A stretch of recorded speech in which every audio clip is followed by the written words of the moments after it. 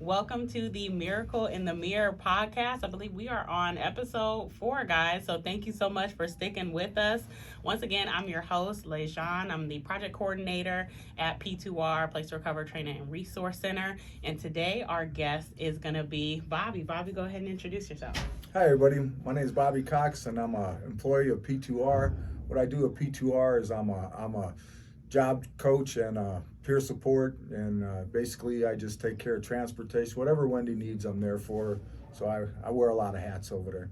Of course, yeah, Bobby's always helpful, always coming around doing something. He's kind of got his hands in a lot of different things. So Bobby's a huge help to the agency. And Bobby, thank you so much for being here with us today and being willing to share your story. As always, be as vulnerable as you want to be or don't want to be. And we're just going to jump right into it. So Well, thank you for having me. Of course. I think it's important to get your story out there, and you're super impactful in the community and everything that you do in the agency. So thank you. So just to go ahead and get started, Bobby, how did your addiction start? Walk us through that path or how that went for you. My addiction started, I was pretty young, maybe 12, 13 years old. A lot of people experiment with the drinking and everything. I was big into basketball, so I was accepted by the older guys. We get done playing and, we go smoke some weed, drink some beer. And it took off from there, a couple years into it. Basketball kind of took the back way, took the back seat, and all of a sudden I didn't know it was a mental obsession at that time, but all I could do is think about the dope and the booze, and it took off from there. As years progressed, it got worse and worse and worse, and that's where it all started. And Okay. So right now, how many years clean time or sober time do you have? I have 11 years. I just celebrated 11 years. 11 years. Congratulations. It only took me 35 to get 11. Okay. Well, we're glad you made it, and we're glad that you're still here. So, just thinking back, what do you think was? I know addiction is challenging for everybody, right? But what do you think was the most challenging part of going through your addiction? What was the hardest thing that you can recall? Losing myself, Okay. becoming just a taker rather than a giver. I just destroyed everything in my life. Everything got turned upside down, and I never thought it would get to that point so quick. It was quick. Okay. I think that's one of the things that a lot of people underestimate. Like you said, it just started off with, having fun here, dope and booze there, whatever. And then your other things that were a priority for you kind of took the back seat, if you will. So, yeah, it definitely can happen fast. And what we always want to convey here is that it can happen to anybody. So, tell us a little bit more about what affected your family.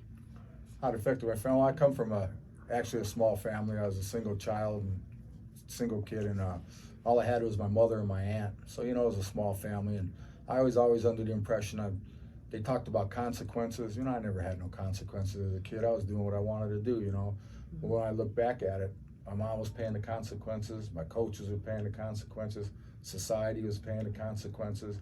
I could care less what was going on around me. Okay. So that's where it took off on that deal. Okay. So do you think that maybe that lack of consequences that people spoke of, do you think that played a part in your decision making a little bit later on in life? Oh yeah. Okay. My mom did everything. She died broke. So if I get in a jam, get in a jackpot or whatever, she was always there to bail me out and everything. When them days came to an end, when she passed away, and I was on my own, I was only 29 years old, it really took off there. Okay. So. And that's something that I feel like we also don't talk about enough, the effect of grief, or the impact, I should say, of grief and addiction and trauma and all those things. And I know you're a huge advocate for mental health as well, in some of your mentorship that you do, and we'll talk about that a little bit later. So we know about your journey in addiction. So let's talk about your sober journey. What did that look like, or when you started trying to pull yourself out of it? My sober journey, it started the first time I went to treatment was 1989. I was 29 years old, lost my mom the year before that, and I was off and running. She passed away. I was married at the time. I forgot I was married. I forgot where I lived. I forgot about hygiene. I forgot everything except the dope and the booze. And I didn't think I was hurting anyone. We were just talking about consequences. I didn't think I was hurting anybody at all.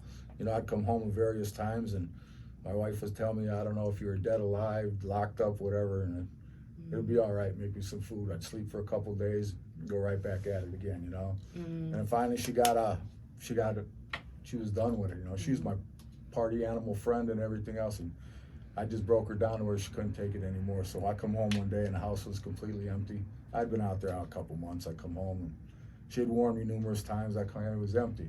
I don't know if you've ever been in an abandoned house when you walk in and you yell someone's name and it just echoed. That's what I walked into. Okay. So I just sat on the living room floor with a 12-pack of beer and wondering how it got that bad, you know. So I decided I was going to go back to work. I was going to try and straighten things out, you know. And as luck would have it, you know, I got back to work, and I used to party with these couple brothers, and they said, man, you need to talk to my sister. So what I need to talk to your sister about, and the one sister was in AA, I knew it, but the other one didn't. So they wanted me to talk to her, and I said I had been through things like that. 22 years old, I got in trouble for cocaine at U.S. Steel. I flunked a drug test.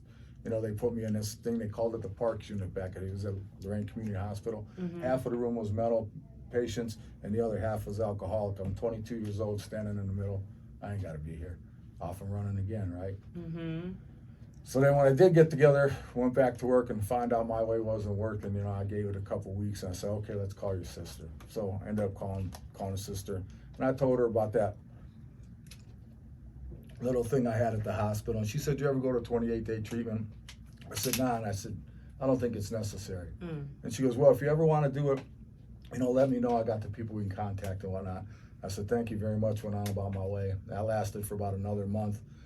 Now I'm in trouble at work, I'm sick, you know, things ain't going my way. So I decided to call her. Well, she gave me the number to play a local treatment center to call. I called there, made the appointment. They were gonna bring me in for an assessment. They told me, they suggested I bring a significant other with me. I tried to explain to them I didn't have nothing left. Everybody was either deceased or my wife wasn't living at home. But they said, well, just try and get somebody. So I get this brainstorm, right? I'm gonna call my mother-in-law. So I call my mother-in-law and I say, Mom, I think I got a drinking problem. She says, yeah, no shit. So that's where it started. I said, hey, can you do me a favor? She goes, what's that? And I said, can you ask Deb to come down and support me at this treatment center? I made this appointment and everything. She goes, nah, Deb's done with you. She want nothing to do with you. You're finished. And I said, well, okay. She goes, one thing I can do, he goes, I can mention it to her. That's about the best I could do for her. Thank you very much. The day and the date came, she was already in the parking lot by the time I got there. Oh. So anyway, you know, we get in there, and back in them days, I was, you know, I was just a wild man. You know, I was off the hook, and it didn't matter. People didn't matter. Society didn't matter. But anyway, they take me in this room. They take us in this room. They wanted to hear my side of the story first, so I told them very little. Kept it general, you know, I wasn't saying too much about anything. And she came in and told it all? Yeah, and with that, I started tearing up this counselor's office, man, throwing books, flipping over chairs, and so they get her out of there. They came back, and the counselor comes out. I said, well, okay. I stood up. I thought they were going to cuff me. I thought I was going. She goes, you're not going to jail. And I said, well, what's going to go on now? And she goes, if you want to come back here, we can help you. So I agreed to go to this 28-day program, and I get in there, they detox me, and it's time to get going with the program. So for the first 14 days in there, I was just a punk, a piece of work. You know, my favorite seat when we get in group was the hot seat. My whole reason for being there, like I said, I was going to straighten this female counselor on. It was about 14 days into the stay, and she started getting through to me. I thought, maybe I do have a problem. Maybe I should listen to her. Well, at the end of 28 days, she was my friend. She asked me if I want to go to aftercare. I went to aftercare, and she was showing me the ropes of Alcoholics Anonymous, because that's where it all began. But anyway, you know, I got in there and I started realizing, you know, maybe I do got to pray. Maybe I do got to do something about it. You know, and it took off from there. And I knew very little about recovery or what was going on, but she took me by the hand and, you know, she guided me through it. You know, I'll be forever grateful for that. You know. Okay. Anyway, as time goes on, you know, things are getting good, man. My wife's back home, you know, I got a good job, I'm getting promoted, everything's not a cloud on the horizon. I'm working a program of Alcoholics Anonymous, I'm helping others, and all of a sudden the ego, materialistic, and greed steps into my life in a big way. I didn't need Alcoholics Anonymous anymore. I didn't need God. Look at me go. You know, I'd look at my toys and my little house on the hill over there, and I thought, man, I have arrived, you know. So I thought I was invincible. Meetings swayed by the side.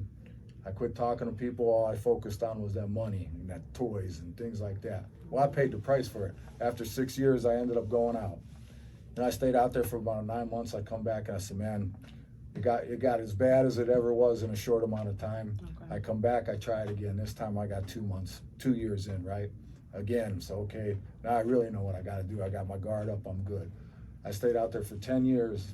I went back out, I stayed out there for 10 years, and it took me 3 years to get sober. Okay. The last 3 years, I almost died. I mean, it was nothing but treatment centers, jails, mental health facilities, suicide attempts. That's where I was at. It took me 3 years. And at the end of that 3 years, I just had to concede to my innermost self that I was alcoholic. I couldn't do it on my own. I knew about the 12 steps of Alcoholics Anonymous, but what really got me back into it was the God thing. And I just looked up one day and I said, God, I can't take it anymore. Please help me. And it took off there, My spirituality stepped in and I was able to get sober again, but it was tough. I'm glad I made it back alive. And then Wendy Cogwell, we're talking about back in the early 90s. That's where I met Wendy, My wife had known her from sports at Clearview and stuff, and I'd look at her and say, man, she can't be alcoholic, can't be, nothing can be going on with her because she looked so perfect, and I heard about her past and everything. But that's where I met Wendy, There was times that I'd avoid Wendy, But anyway, that's how I met her. And I think that's a really good transition, or a really good segue into how did you come to know Wendy, or how did you come to learn about P2R? How did I learn about P2R and Wendy? Well, I knew about Wendy, and I was a manager for Alcoholics Anonymous Central Office in Lorain, and I had retired. I took a job there, and there was another employee at P2R, and she was saying, Wendy's wants to hire you, come in and talk with you. First off, I went to P2R just for a part-time job resume, because I was going to retire, I was going to work part-time, life was going to be good. All right, so you actually came to P2R for your own service. Yeah, I was a client. So I go in there and, they do my resume and everything. I don't know if Wendy looked at it or whatever, but then the employee kept me, she wants to talk to you, I said, I'm happy at the office, because I didn't want to walk away from Alcoholics Anonymous. But anyway, they ended up closing the doors because they were moving. And I walk in and I talk to Wendy, man. Within minutes, she's got me in her office telling me, I didn't think I could do this because I really didn't know what it was. And I said, man, I'm too old for CDCA, and peer support, I'm kind of up there and everything. She goes, no, you're going to be a job coach. I said, I could do job coach. So that's where it all started. And man, I'll tell you what, it just overtook me in a short amount of time, man. Just a good feeling, man. Not only getting people to work, but just seeing the people like we always talk, the forgotten, man, the homeless, the hungry, the helpless, the forgotten veteran, the mental. There's so much things that go on in the world that people don't pay attention to. I didn't pay attention to. My world got about this big inside Alcoholics Anonymous. All I focused on was helping the alcoholic, helping the addict. I forgot about there's a whole other world out there. I stayed in my own little comfort zone. When I got together with Wendy, man, she just opened the doors for me and it took off from there, man. I fell in love with it. I found out I could do the job, and I just loved it. Uphill from there. Uphill from there. She's got a funny way of doing that with everybody. Even though everybody's got a very different story, that transition piece, when Wendy and her agency come into play, it's very similar. And we were just talking about that earlier, when people have a calling and walking in your purpose. And she really does kind of outline that, because when she sees it, she pulls you in, or when you come to her when you're ready, she meets you right there where you're at. So what all do you do for P2R right now? Well, like I said, I'm the job coach, and I try to support finding people jobs in that. And then the other things I do have transportation, because there's a lot of caseworkers that I bring people to them so they can meet their appointments and whatnot. And I just generally, if we have to go get someone a birth certificate, social security card, whatever, I transport for that. I get a lot out of that. But the thing that I enjoy most about it is just seeing the reward, man. Wendy showed me how to deal with people, And you talk about a calling, it turns out it was a calling, Absolutely. God stepped in and just took it over for me, man. He's guiding me through this whole thing, and owe it all to him. Yeah, absolutely. And everybody's got their role, right? Everybody's got their position that they play in the agency. And I know for those of you who are watching, you've seen us interview a couple people at that point and seen what other people's roles have been. Well, I kind of look at Bobby as kind of like a part of the glue that holds it together, because you hear about all these great services that we offer, helping to get people's vital documents like birth certificate, social security card, taking them to go get their driver's license, taking them to doctor's appointments, interviews, to get applications, whatever. Guess who's doing all that ripping and running? That's Bobby Cox. That's Bobby. He's the one transporting the people to and from. And then from what I understand, you're also helping to mentor some guys and do some coaching with the men at the sober house, the Chance House that we have. Tell us a little bit about that. Yeah, I was going to touch base on that too. You know, Wendy had opened his house as Chance House. It's transitional housing for guys getting out of the joint right away. They got 90 days to try and get their life back together. And I was leery about that. You know, I'm a county jail guy. I ain't been down for years, so I really didn't think I'd fit in or knew what to do. Mm-hmm. You know, I fell in love with that too. You know, I got together with this guy named Demetrius Harris, and we hit it off. Demetrius is the house manager over there. And man, it just you talk about fulfilling again. You know, it's just so fulfilling, man. I seen people come in slippers and a sweatsuit, man. You know, 3 months later, man, they got a job. You know, they're looking to get their own spot. You know, it just takes off. And I really enjoy doing what I do for the Chance House. And you know, we got this other place called the Serenity House. It's for women now, and you know, I'm just the maintenance man there. You know, Mm-hmm. Wendy wants something put in, I'll do it for her now. But it's there again. You know, you're giving back, you're helping people, and it's just so fulfilling, man. You see people that just not have given up, but are just lost, man. And if you can just give them 2 minutes of your time and just listen to them, you know, just be there for them, man. It's so fulfilling. I get a lot. That's where it is for me, you know. And you really never know what kind of impact you will have that 2 minutes is going to have on somebody else. And you can speak from experience. You've walked that path. You've had that journey. So you know where they're at. And it is a beautiful thing when you can give back in a way where you can feel fulfilled after you have gone through your healing and your recovery process. So it is a beautiful thing. So. And the best thing about that was I was accepted. I was accepted, you know. Mm-hmm. I told them a little bit about my story. They shared with mine and took off from there, man. Yeah. And people are always willing to be more open with you when you can give them a little bit of yourself. Yeah. I know people, you know, you may come in and they'll be like, you know, who's this guy? You know, what does he know about what I'm going through? Yeah. Yeah, who's this guy? What does he know? What is he going to try to tell me? Then you open up and you never know what somebody else's story is what I'm getting to. So I know you do some things for the community outside of P2R, but it also aligns with our mission. So tell me about, I believe, Big Book? Yeah, I'm still totally active in Alcoholics Anonymous. You know, I help out the program anywhere I have. I have my own Big Book study on Wednesday nights. It started out with 3 guys and me. We're up to 52 guys. Wow. You know, that's another thing that's fulfilling in my life. You know, I haven't strayed from Alcoholics Anonymous. Alcoholics Anonymous is my base, and I give everything back to the glory of God in the program. But, you know, little things like that. I incorporate P2R with Alcoholics Anonymous. Mm-hmm. And You know, Wendy won't give me no more cards because I pass out my cards and everything. I get intake people coming in left and right. You know, and you're able to bring those people into the agency directly from Alcohol Anonymous, man. I got so on fire with P2R, man. I was gonna grade everybody that had a problem. I was gonna fix them. You know how we go through that. Mm-hmm. She kind of pulled the reins on me. You don't have to defend P2R. You know, it'll take care of itself. So, but P2R and Alcoholics Anonymous, hand in hand. You know, that's you talk about the calling again. I do believe it is a calling.